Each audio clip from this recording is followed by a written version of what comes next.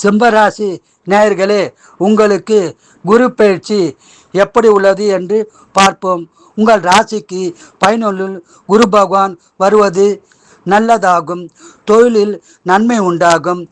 பிள்ளைகள் படிப்பில் மேன்மை உண்டாகும். உடல்நலத்தில் கவனம் தேவை. குறிப்பாக நரம்பு சம்பந்தமான பாதிப்பு வர வாய்ப்புள்ளது. உடல்நலத்தை நன்றாக கவனித்து கொள்ளுங்கள். குடும்பத்தில் ஒற்றுமை மேலோங்கும். நல்ல வருமானம் வரும்.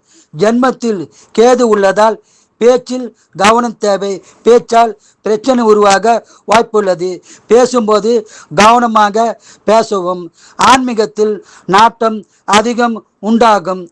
ஆன்மீக பயணங்களும் அதிகம் உள்ளது. நீங்கள் இஷ்ட தெய்வம், குல தெய்வம் சனீஸ்வர பகவான் வழிபாடு செய்து சிறப்பான பலன்களை பெறுங்கள். குரு வாழ்க, குருவே துணை.